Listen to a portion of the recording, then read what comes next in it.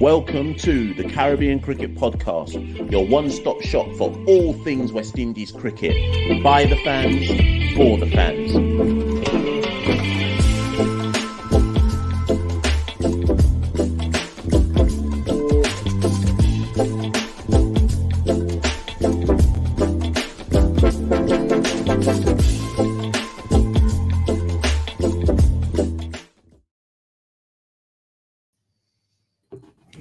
Lord, I've been broken, although I'm not worthy.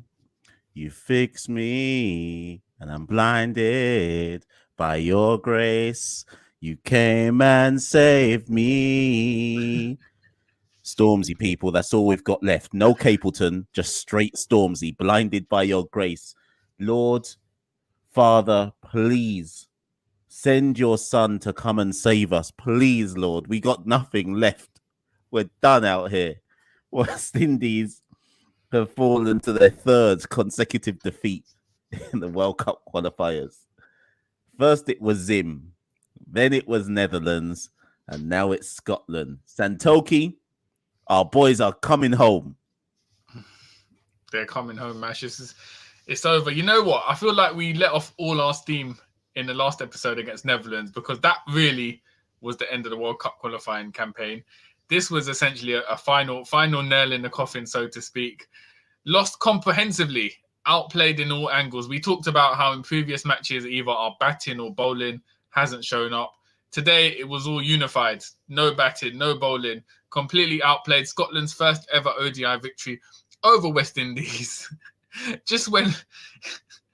I'd love to know what Carl Hooper was thinking when watching this from the dressing room balcony. He asked before the tournament started, how low can it get? Well, we've emphatically answered his question. Lower than anyone could ever have imagined. We've lost 3 in a row now in a tournament where we were the heavy favourites. Many thought we'd walk it through very easily. We've been outplayed, outclassed, Mash. And the big question is, can we win another match? Will we beat Oman in the big 6th place playoff on Wednesday, Mash? That's all we can take from this tournament. We are officially eliminated. And I think what we're going to do in this episode, Mash, the Scotland match, we'll touch upon it, but it is what it is. It's consistent with our performances so far in the tournament. I think more importantly, the bigger question and the wider one we're going to address on the podcast is, where do we go from here? Where do the ODI side go? Where does West Indies cricket go? What needs to be addressed? What can be fixed in the short term and the long term? So buckle up, guys. It's Saturday night, so I hope you've all got your rum with you. Rare Nephew, 63%. It's one of those nights. And Mash, let's take it away. I genuinely don't know where to start. What I would say, and before we kind of break down into the where do we need to go from here, by the way, people, like the video, share the video, subscribe. We never do that at the beginning. I just remembered to do it. So do like, people. Thank you for all the likes on the last video, by the way. Last time I checked with that last video, I think we're on 9 point something K, about 400 likes, etc. So let's aim for something similar. But let me start here, Santoki. We've had these type of I was about to say we've had these type of moments before. You could argue that when we lost to Scotland and Ireland in the T20 World Cup, you could argue that was a similar kind of moment, but everybody kind of did the whole, oh, it's Phil Simmons' fault. Nicholas Pooran resigned a couple months later, so everybody kind of did the well, it was down to them. They fell into that, not us obviously, but they fell into that lazy trap of thinking just blame it on Phil Simmons. People like ourselves on our platform effectively said, this is bigger than these two. We're going to have similar problems going to the World Cup qualifiers against Sim. So said, so done. So as much as this is a kind of rock bottom, we've lost to Netherlands, we've lost to Scotland, lost to Zim, whatever. It's not a surprise. But if we want meaningful change to happen, I actually think, Santoki, and I actually mean this genuinely, I think I want us to lose to Oman and Sri Lanka and come home in the biggest possible disgrace we can come home with. Because I genuinely think that the type of directors we have in the Caribbean will still find a way to protect their jobs, protect the kind of status. They'll maintain the boys' club. They won't. The government leaders like Keith Rowley in Trinidad will come out and say, oh, this is a disgrace. I've never seen West Indies like that, but no one will put their hand in their pocket. If we genuinely want change to happen, I think we need the team to lose to both Oman and Sri Lanka. I'm almost saying that I'm rooting for the team to lose against Oman and Sri Lanka. I think we've talked about it on previous episodes. Similar to football, when a team gets relegated from the Premier League, they use that time to regroup, reevaluate because they've had such a shock. So with West Indies, it can be argued that this will be the wake-up call for a massive overhaul of the structure and development of the side. Not in the short term, more of long term, how we develop the side going forward, because I'm sure none of the players, none of the stakeholders in West Indies cricket ever want to experience this ever again. So it could be a massive wake-up call. However, Mash, there's just so much to address in terms of problems within West Indies cricket. I'm not even sure if a massive wake-up call can spark. I mean, it can spark some ideas, but I'm not necessarily sure it can spark changes. Are we too far behind the game in terms of administration, development, players, money, resources to ever catch up with the top 10 ODI sides in the world? So here's the funny thing. I think we can catch up, but only with joined up, unified thinking. So, for example, right, we know already how it works in the Caribbean, and I particularly urge those people who are on the live today who don't understand the nuances of how cricket works in our region, please listen closely to what we're saying today, because Santoki and I get very frustrated. Obviously, we're based in London, but we get very frustrated at what we think are the kind of lazy takes from global cricket media who think they can sum up West Indies' problems by focusing on one factor. The issues around West Indies cricket are multiple, and they all combine together to kind of suck us closer and closer to the black hole of oblivion. Now, what I'm saying is this, Santoki, there is one way around this and one way only. It's better governance, right, of West Indies cricket. You cannot improve anything in West Indies cricket without better governance. That means the players on the pitch, that means the coaching staff, that means the financial remuneration that comes into our cricket, that means development structures at the grassroots, all the way through to age group cricket, all the way through to men's, women's, senior cricket, etc. Nothing can improve without better governance, right? We've said it before, we'll say it again. Since 2007, there have been repeated governance reform reviews, which have all asked for, and I'm focusing particularly on PJ Patterson's one, former Jamaica Prime Minister, who did the most comprehensive review probably of all of them, who said this needs to change, this needs to change, this needs to change, get rid of two directors from each territory, needed this, that, and the other. No one listened to it, right? Because it was to listen to it would have meant that the directors from each of the territories would have had to basically vote themselves out of significance and out of power. To cut a long answer short, Santoki, what I'm saying is, until the governance is joined up between Guyana, Trinidad, Jamaica, Barbados, Leeward Islands, Windward Islands, all with a kind of concerted goal that we are all doing the same thing, and it is for the betterment of West Indies cricket. It's not for the betterment of Guyana cricket. It's not for the betterment of Jamaica cricket. It's not for the betterment of Trinidad cricket. We are all focused on the betterment of West Indies cricket. And if that means we have to streamline our operations, if that means we have to cut certain jobs, if that means we need to all agree that the funding goes here and not into my man's pocket, if it means that Conde Riley at the age of 70-something accepts that he's a tired old uncle and he needs to quit his job as Barbados president, cricket president, it all means them kind of things. And until those things happen, Santoki, nothing will ever change. Yeah, and I think a good comparison is New Zealand. From what I remember reading about them, they had a similar issue. Their moment of not qualifying for the World Cup was when they got bowled out for 43, I believe, against South Africa. And after that, similar match to what you suggested there, I believe the directors for each club or each franchise basically had to vote themselves out, and they had to go for a more equal distribution of power, and that led to certain reforms within the New Zealand Cricket Board. So West Indies would have to do something along those lines. But again, we could argue West Indies is very different from New Zealand in terms of the directors are also representing a nation. So you got that patriotic nationalist aspect to it, which adds a whole different dimension. At least with New Zealand, you're working towards one single country's benefit. Whereas West Indies, it's a bigger, more complicated road to go down. And I think it's interesting because I read Jason Holder say after the game, we need to have a more unified approach after this. However, West Indies cricket, it's very likely we could have a more divisive approach. I mean, there's going to be a blame game. People are going to have targets on them. Directors, board representatives from each franchise are going to blame certain aspects as to why we failed and potentially use that to strengthen their own case. So as much as we idealistically would like it to unify the region, realistically, Mash, this could divide the region even more. Yeah, what we're going to do, what I would say to people is pay attention to the voices that come out first in media, newspapers, radio stations, Mason and Guest, all of that. Pay close attention to who are the voices to come out first and say, I told you so, this is why this, and it's this person's fault, because usually those are the people who are projecting. So, for example, Dave Cameron's going to come out and he's going to do his usual, I told you so, That's simple projection from the fact that he was also a failure. You're going to have certain prime ministers come out, Keith Rowley will be one of them, come out and say this. But when a man says to him, but what money have you put in from your government to benefit West Indies cricket?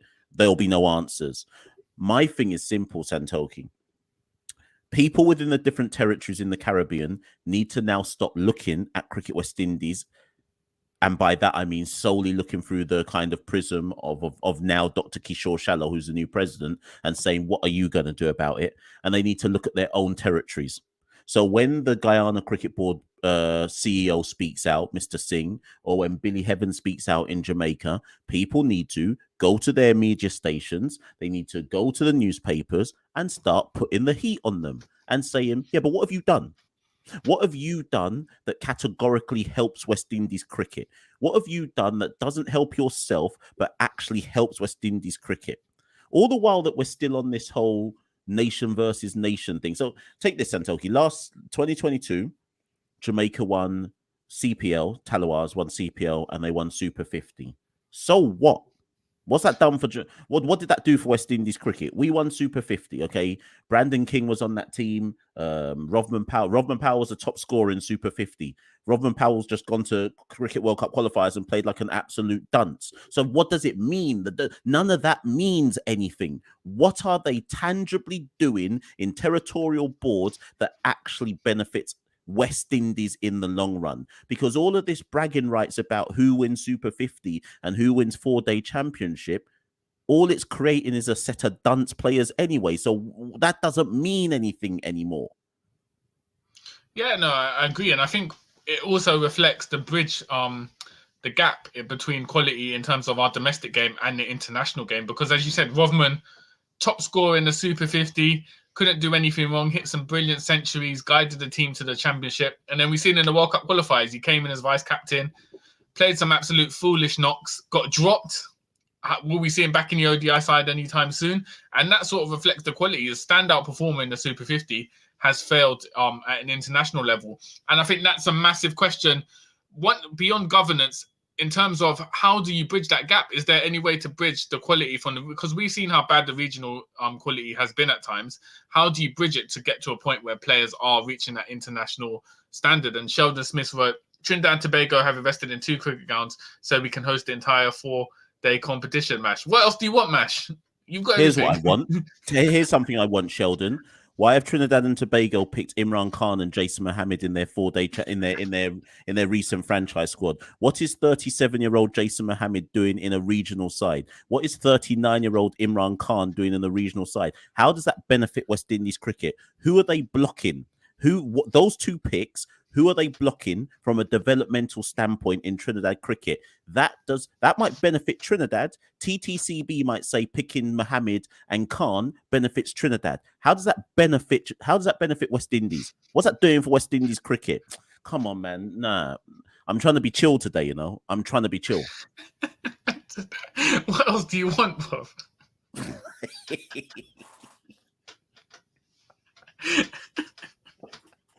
Oh man! So Mash, I think you know what? I don't even think it's worth.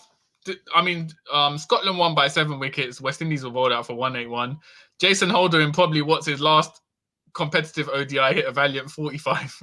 Couldn't save the side as Scotland eased on a flat pitch eased against it, won by 7 wickets. The death of West Indies has been called by media heads around the world.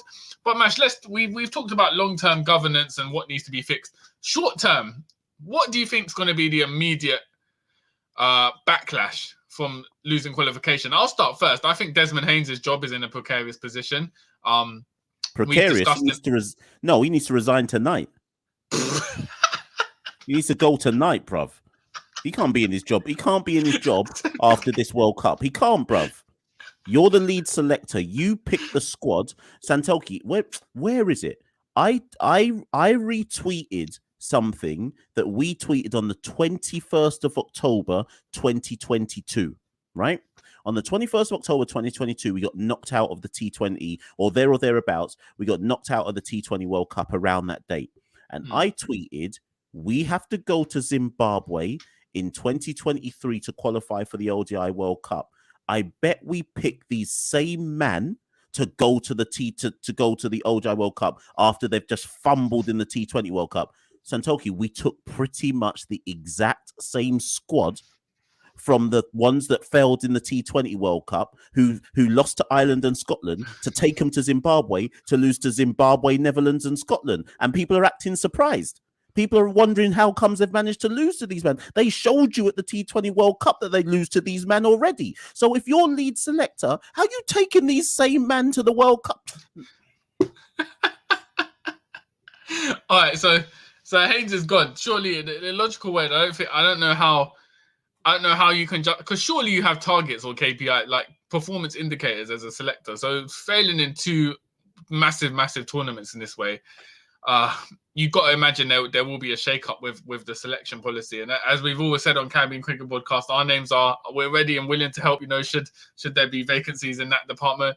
But Mash, looking at the playing squad, how many players would you Darren Sammy talked about, he wants to put his mark on things after his tournament because he inherited the squad. It's not his squad. How many of these players do you see being kept on for the India series? Okay, so Johnson Charles has to go. I don't know whether he retire. Like, he'll probably still play T20 cricket. So I'm not saying he must retire. When I say give you these names, I mean they need to no longer be picked in ODI cricket, right? Johnson Charles gone. Shamar Brooks gone. And I say this with the context of Santoki. We now know that we have no ODI competition until 2027. We're not going to be in the 2025 Champions Trophy either. So we've got 4 years, right? Charles is 34, out. Brooks is 34, out. Holder, 31, retire. I think he should fall on his sword and retire. Who else is left in that squad? King is fine. Puran is fine if he still wants to play. Mayers, question mark. I think Mayers may well get dropped. I think there's a question mark over him. Bowlers, Alzari's fine. Akil is fine. Romario Shepherd will never get better than he is now. But I mean, he's 28, so I think the big 3 names for me. Do you know what? I'd drop Rothman Powell as well. I think he's done. I would never pick him again. I know he's only 29, but how many iterations of ODI selection does he have to have and not produce before we say, you know what, my man, just move on in it? Like your T20 captain, just captain T20. So I'm going for 4 names: Charles gone, Brooks gone, Holder retire, Powell out. But this is the thing, though. This is the thing. Like, for all that Sammy talks about, wanting to, shake things up after the qualifiers, you've pretty much said there of the squad, only 4 aren't going to make it, because that reflects that these are essentially, for the most part, the best players in the region, best senior players we have in the region. So this is the problem. If it would benefit us if we had a situation where there were 5 or 6 guys sitting at home who hadn't been called for any reason, and we could be like, oh yeah, we'll call on them to come in. But for the most part, I mean, people will argue Hetmeyer and Lewis, but other than those 2, for the most part, these are the best players in the region. So it's going to be a tricky job for Sammy to try and rebuild. And if you look at someone like Johnson Charles, he's essentially only come into the ODI setup within the last month. So he was never really part of it in the first place. So he's come and gone like the wind. So generally, this is 90% of the squad are the best players in the region. So I just don't see how you can revitalize the ODI setup for the short term, because like we've talked in the past, you can bring in academy players, but how many do you bring in? And that's obviously going to be a longer term development system. So in terms of shaking up things for the India series, which starts later this month. I don't know what other changes Sammy can do to the squad, Masha. That's the problem for West Indies. We've called on most of our best players, and we still struggled against the associate side. So where do you turn to now? What do you do to fix things in the short term? Sorry, I should also throw in Roston Chase gone. But do you know what? I'm gonna disagree slightly. Are they really our best players though? And the only reason I say that, on paper, I get it. Of course, yes, they are. But or you would say they are based on paper. But I said this in the last live some talking. If you play and you persistently underperform, are you really our best player? Or are you really one of our 15 best players? Right? So it's up to the selectors to look at regional cricket. And I've always been a big advocate of this. I've always said the numbers in our system mean nothing. You might as well look at an eye test now and say, who's got something? Who's got that X factor ability? So who's got that X factor ability that means you might as well take a gamble? It's probably already a given. It's probably already a given that they're going to pick someone like Kurt McKenzie. I think that's a given because you might as well, right? Do you see where I'm coming from? Like, I think you need to take a gamble on a youth like Kurt McKenzie. Will it work out? It might not work out, but I think you now need to identify some of these players and just say, let's take a gamble on them, because we know already. Take a Roston Chase. We know already what they do, and we know that they're not going to get any better now. Do you see where I'm coming from?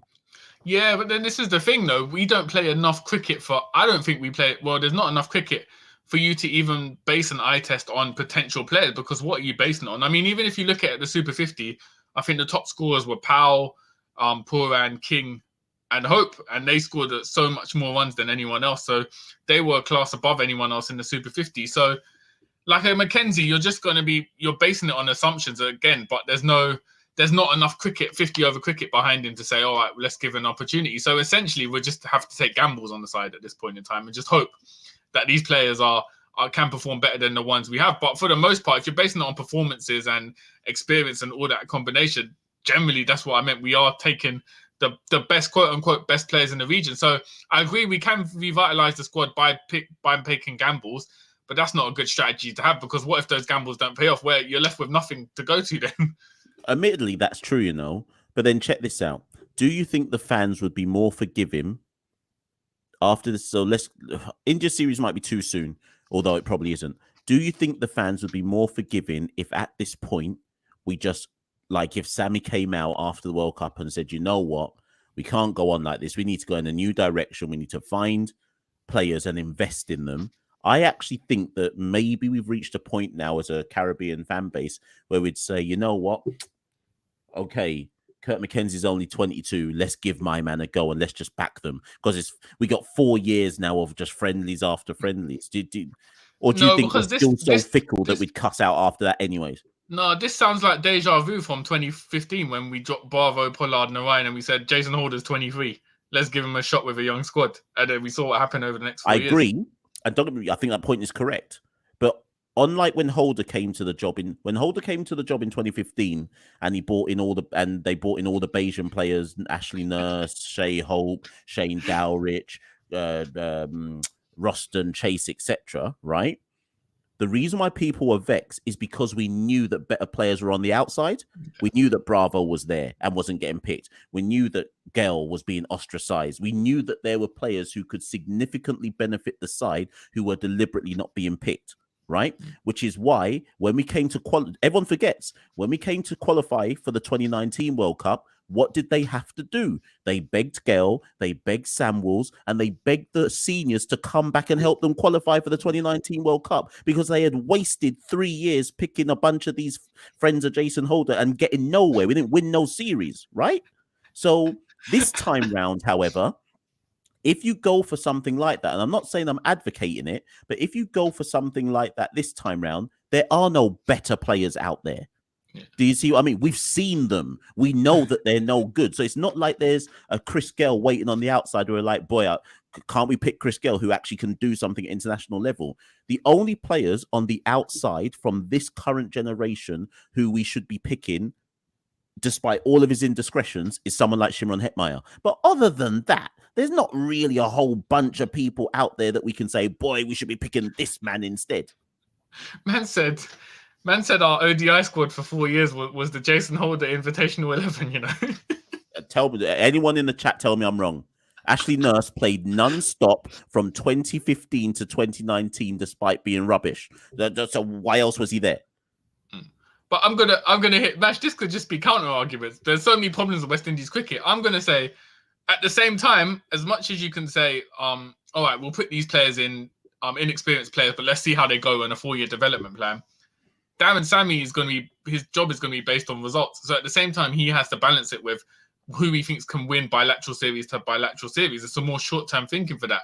So do you think Sammy would take that risk and say, you know what, we'll just stick with these guys, give them opportunity, let's see how it goes in a few years? Or do you just think the amount of pressure he's under, he's still essentially going to have to go with these players, these experienced players, just to try and win bilateral series and keep himself in the job? Boy, it's a sticky one. It's all about how you sell it to the public. Like I said, I genuinely think that this tournament has been, for me, this tournament has been a watershed moment. You and I were messaging each other earlier today, and both of us were saying, boy, I think I'm done now. Obviously, we're not, but it speaks to how terrible these World Cup qualifiers are done, that you and I are messaging going, man, they've broke up the vibes. Like, I can't even bother to watch this team. This is the first time in my life where I legitimately am looking at the West Indies and thinking, can't even bother to watch these guys, man. Like, they're done out here, man. Like, it's actually, it's not even a chore. Like, it's like a form of depression to watch them. Yeah. Do you see what I mean? And because it's reaching that level of disappointment in watching them, if you sell it correctly, I think people would get behind watching a brand new team come together, because we ain't got nothing left. We ain't got nothing left. I think there's two factors. I agree. I think if you sell it right, but then at the same time, I don't think it wouldn't be Sammy's choice to sell it. It would have to come from, you know, the higher ups in West Indies. And also at the same time, all right, let's take an example. All right, say Sammy loses to Oman and we lose to India in the bilateral series. Our next bilateral series against England, we lose that again. At that point, don't you think a conversation would be had with Sammy and be like, oh, this isn't really working out at the moment. Like, we're losing all these ODIs. Or do you think he'll be given, because times are so desperate, he'll be given the room to say, you know what, we're not going to judge you on results for the next 2 years. Come on, just build a young squad and let's see how it goes from there. So a lot depends on that. And we saw with Dr. Kishore Shallow at the Windward Islands, how he changed coaches. A lot of people criticized that because he's focused on results. So if that philosophy is implemented into his Cricket West Indies presidency, surely Sammy as well is going to have that remit of having to get results over the next year. Everything you're saying is right. But again, let me hit you with this counter. Is it possible to get results with this side? And hear me out. I don't think enough people were paying attention when Nicholas Pooran was captain, right? Everyone tried to see our struggles under Pooran through the prism of Pooran's just not a good captain. But if you actually study it up, Santoki, when Pooran took over after Pollard, we basically lost to everyone. Apart from Netherlands, we basically lost to everyone, right? Shea Hope's taken over, and everyone's tried to do this will get better now because Pooran's not captain. Okay, we beat USA, we beat Nepal, beat UAE, and then just lost to Zim, Netherlands, Scotland. We have to call it as it is, Santoki. These players, what can any coach do with them? Like, they've shown us in the last 2 years that they don't know how to win. So this isn't just I don't even want to just narrow this down to a talent issue. How do you change overnight? And this is why Sammy's in a lose-lose position. How do you change overnight the mentality for these players when it is clear through empirical evidence that they just know how to lose. Look, we even in this World Cup, we should have beaten Zimbabwe, but because we're specialists in failure, we were able to lose the match instead. Should have beaten Netherlands, but because we're specialists in failure, we found a way to lose that match instead. Scotland turn up, we're mentally done out here already. We basically were there in body but not in spirit today, found a way to lose to Scotland as well. Everyone thinks that a new coach can change this for these players. I think some of these players, if not the majority of them, are either past their sell-by date or very close to being past their sell-by date. Let me give you a football analogy. Some football managers, Arteta's probably a good example, like to work with younger players. The reason why they would like to work with younger players is because they're more malleable, they're more open to listening to new ideas, they're more eager to take them on, and they're more willing to shape into the systems, etc., that you want to play. I think Sammy's in that position here.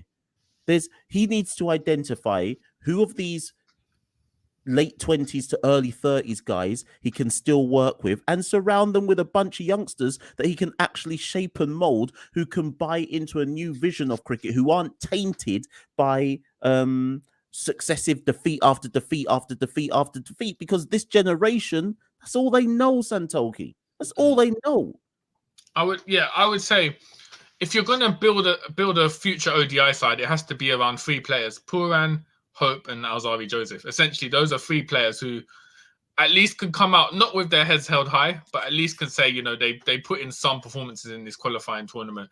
We've seen Pooran and Hope essentially be the only players in the side who can play modern day ODI cricket in terms of being able to clear sixes and fours as well as rotate strike. Alzari Joseph, we know what he can do. He's had a big burden in terms of carrying the load of trying to take wickets. So those three players, I think, and bearing in mind their ages as well, you build the side around those.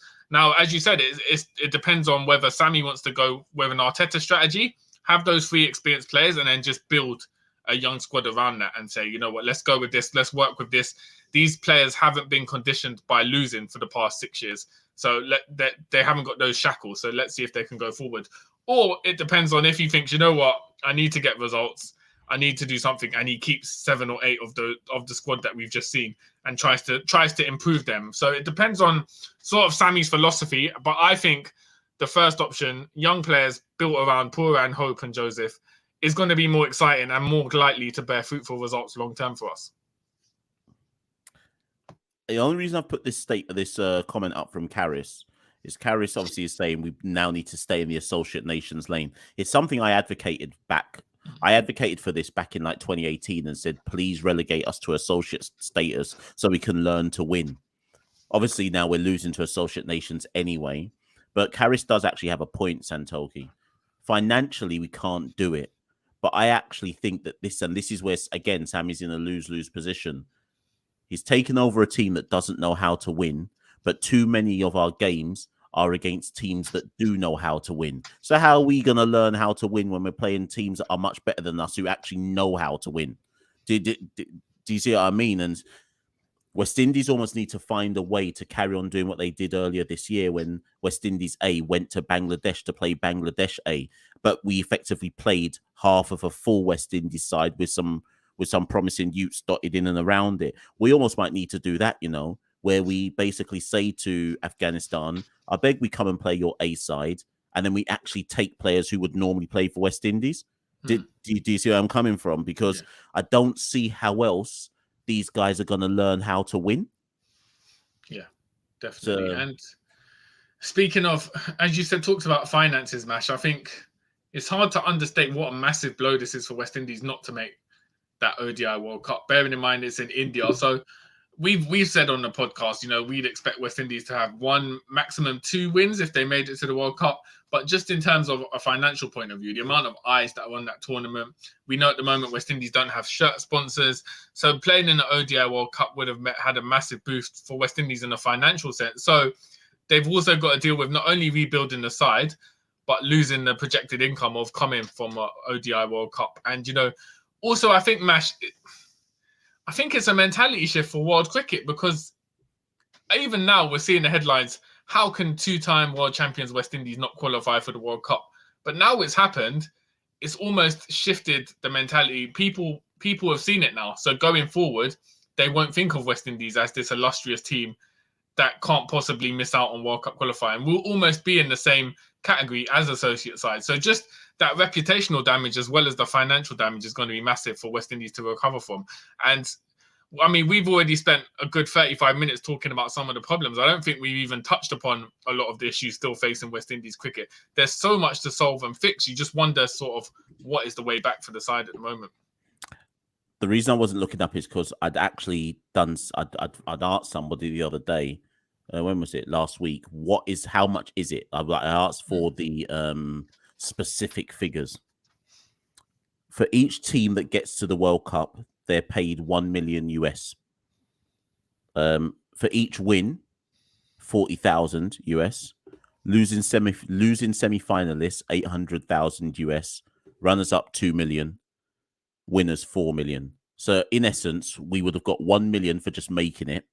We would have only won 1 game, 2 games. So add on 80,000. So we've basically missed out on 1 million, 1.08 million. That's what we've, maybe 1.04, because probably only would have won 1 game. So 1.04 million is what we've missed out. Yeah, and whatever, because it's in India. And then sponsorships and all of that. I just mean like prize money. Sorry. Yeah, prize money. So 1 million prize money. Big money they've lost out. And then, as I said, the reputational damage as well to the West Indies brand. When we had that interview of Dr. Kishore Shallow, we talked about the West Indies brand and how you market it. You just feel like having not qualified for the World Cup, that brand has taken a massive, massive hit mash. Okay, Sheldon's back. Sheldon Smith. Sammy is not a development coach. He has only experience managing stars. When has he won without a top team? People really don't like Sammy being. Some people really don't like the fact that Sammy is head coach. So rather than focusing on Sammy, I just want to know, why do people think this would have been any different with Shiv? Answer that, Santoki. Why do people think that Shiv taking a squad that he had no impact, that no say in being picked, a squad full of players who had gone to the T20 World Cup and struggled massively, why do people think that Shiv would have done any better? That's a strange one, because for me, the environment being created, no coach, and I mean, if off the top of my head, an elite coach, Brendan McCullum, if he came into the job in late April, May, and got told, all right, we got World Cup qualifiers next month, fix the team, make sure they win, he wouldn't be able to do it. I think the situation you've put Sammy in and the circumstances around it, nobody can turn around the side who have been consistently losing for the past 8 years. No one can turn that around and get them through World Cup qualifiers with a month's notice. You just need more time than that. So I don't see how Shivnarine Chanderpaul could have made any difference. Yes, you could argue that, he's had more success on a regional level. We've seen what he's done with the Talawars and stuff like that. But I think generally he might have, let's say, Shivnarine Chanderpaul, he could have potentially maybe won against the Netherlands, for instance. Like I don't think there might be a 1 or 2 game difference, but I think generally we probably still would have failed to qualify for the World Cup. I don't think it'd be a massive, massive difference. Long term, it could be a different question about how the sides would go under each coach. But I don't see how you can say at this point Shivnarine Chanderpaul would have been a better option. We just don't have enough. Sammy hasn't been in a job long enough to judge him, I don't think. Yeah. Until Sam, it's really simple for me. Is it disappointing that he wasn't able to get us to the World Cup? Of course, yes, it is, because the pinnacle is still getting to a World Cup, right? Out of World Cup qualifiers. But if this was as simple as Sammy's a bad head coach, why is it that Santoki and I were recording podcasts and tweeting a year ago that we're not going to qualify out of the World Cup qualifiers? We were saying that a year ago, and that had nothing to do with Simmons being coach. It had nothing to do with a new coach coming in. It was obvious to us, just based on who we had in our player pool, we're not going to the World Cup. So any one of you listening to this who thinks this is as simplistic as, well, boy, Darren Sammy's not a good coach, you ain't been paying attention. Sorry, respectfully, you've not been paying attention, because it should have been obvious to you, irrespective of coach, that we were going to struggle massively. I can't judge Darren Sammy till Darren Sammy has selected or been part of a selection process for players that he wants. I've told you lot already that Desmond Haynes should no longer be lead selector. Darren Sammy, as a head coach, needs to have a say on who comes into his team, and then we need to get a new set of selectors. And if and when they fail, they'll fail, and there'll still be bigger issues than that. Ideal, obviously, like the wider governance, developmental issues, etc. But you can't judge a head coach off what? How many games? What, 5 games in the World Cup qualifying that serious people would have known we were going to struggle to get out of anyway. Put it this way, it's like imagine your employer at work said, all right, listen, it's Saturday now. Monday morning, you have to give a presentation, but it's not your presentation. We're going to tell you what to say, and we're only going to give it to you last minute, but you have to give this presentation. You're not going to be at your best. It doesn't reflect you. People are going to judge you based on that. It's similar to that. Sammy's essentially been given a last-minute assignment to take this squad to the World Cup qualifying tournament. He hasn't had any say on the squad. He hasn't had any input on it. So how can we judge him at this point in time? Essentially, at this point, he's almost been like an interim, sort of like an interim manager of the side. We haven't seen him yet fully have his own input. And I think going forward, starting with the India white ball series, we can start to judge Sammy's reign as a coach. Here's something I just wonder. This is a left field argument, Santoki. Obviously, Sammy is T20 and ODI coach, right? But here's a left field argument. The reason why our test squad has got better is because by and large, our test team is a test team only, by and large.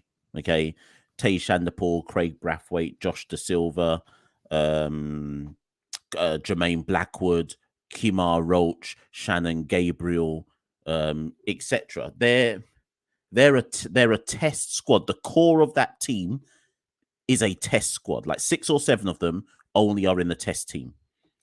Is there an argument to say that Sammy needs to build an ODI side that basically doesn't have a lot of T20 players in it? Now, hear me out.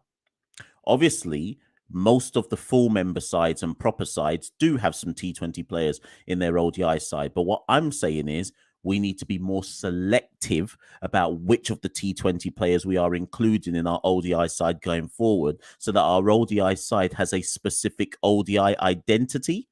And before people get on to me about that, I mean, therefore, one of those identities being you're supposed to bat 50 overs, you dunces. You're not supposed to be hitting out and getting out on the boundary after 22 overs. Like, you're supposed to be playing the long game here.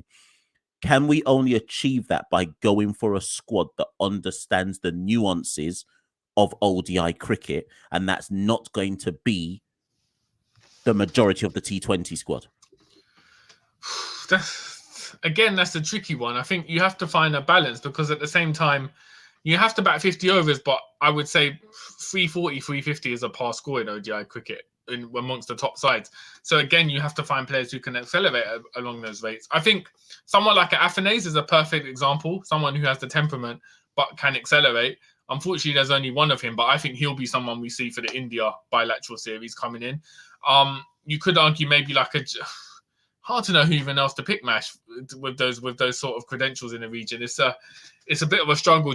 In terms of the ball, Jaden Seals, you'd imagine, would come in as well to the white ball side more regularly going forward. But Josh Da Silva, yes or no? I'd give him a shot, because at this point, you're giving everyone a shot. That's what I'm saying, exactly. Yeah. Now, obviously, people say, Mash, Josh Da Silva doesn't have the game to play ODI cricket. But what Josh Da Silva does have the game for is to actually put a value on his wicket. And beggars can't be choosers right now. Do you see what I mean? In so much as, does he know how to rotate strike? Yes. Are we worried about him getting bogged down? Yeah, probably. But we don't bat 50 overs, so why not? Like, I think that's my point, Santoki. We're almost at a stage of why not. Do you see what I mean? Yeah.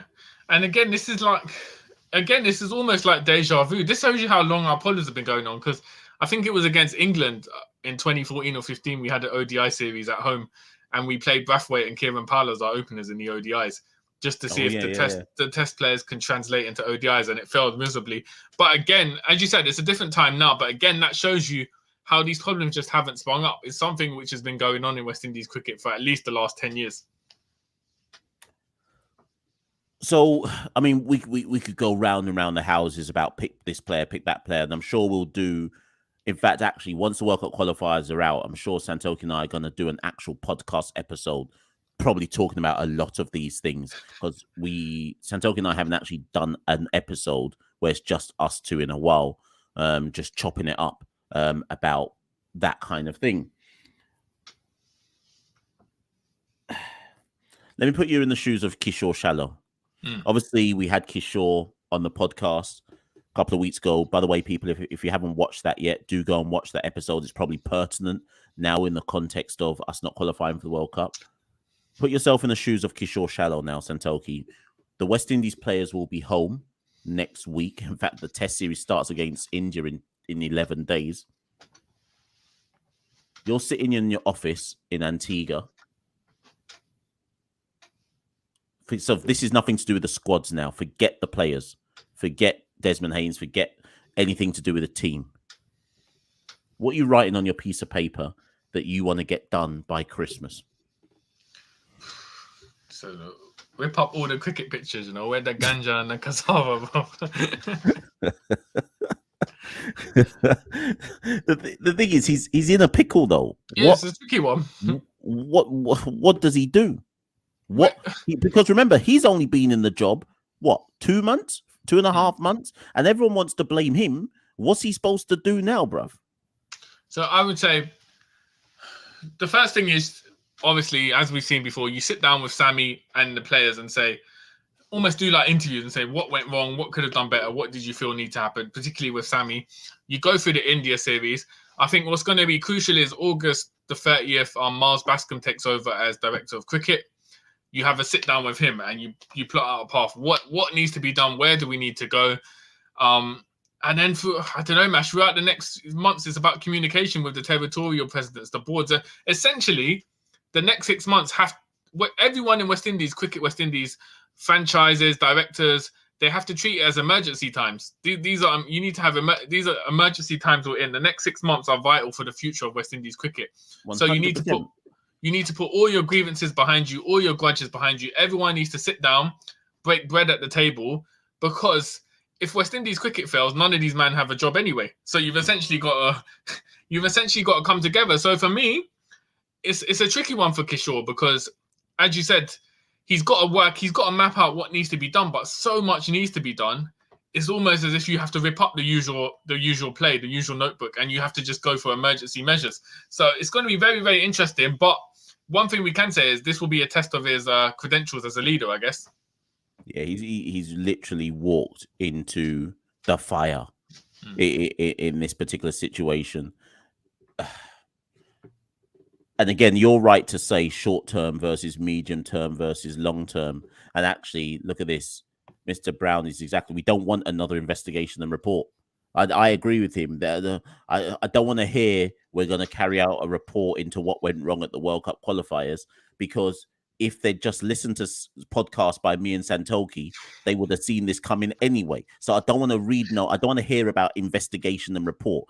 You can find your investigation and report by listening to our podcast. So don't pay no one to go carry out investigation and report. What I would say here's a short term, medium term that I've got. Wait a minute, what?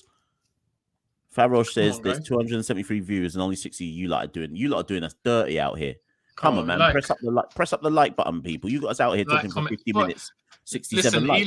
Elon Musk has destroyed Twitter tonight, so we're relying on you guys to spread the good word. We haven't got our usual Twitter to, spread the word we're going live. So if everyone can spread it out, like, share, subscribe, comment, keep the movement going. This is what I say, Santoki, and I've long said this, but I think this is probably a short to medium term way forward.